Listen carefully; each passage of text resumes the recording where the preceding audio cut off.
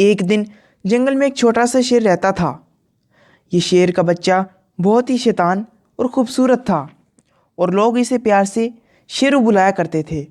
शेरों का दिल ख्वाबों से भरा हुआ था और वो हर रोज़ जंगल में नए दिन का इस्तकबाल करता था।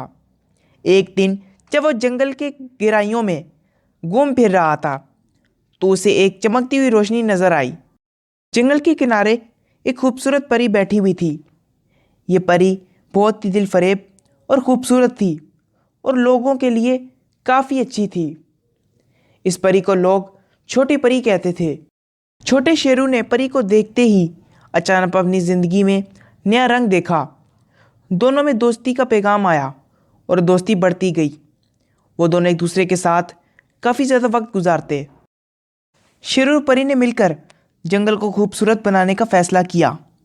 शेरू अपनी शाहाना ताकत और जुर्रत से जंगल को हिफाजत में लाता, जबकि परी अपनी जादुई ताकतों से जंगल को हरा भरा और ज़्यादा खूबसूरत करती।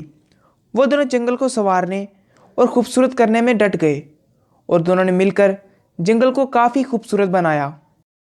दोनों की मोहब्बत और मेहनत ने मिलकर जंगल में निखार ले आए।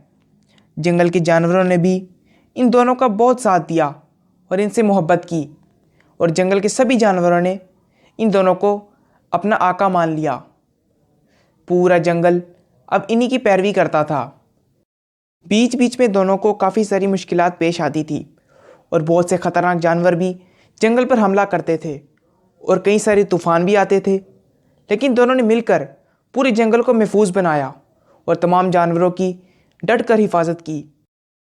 काफ़ी साल ऐसे बीत गए और इनकी दोस्ती के चर्चे पूरे जंगल में खूब थे।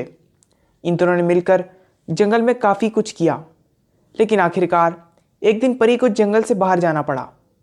परी ने शेर से कहा कि अब ज़्यादा देर मैं यहाँ नहीं रुक सकती, अब मुझे अपनी दुनिया में जाना होगा।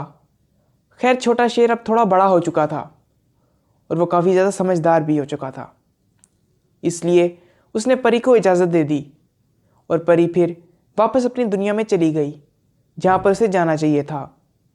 और शेर पूरे जंगल की हिफाजत में लग गया।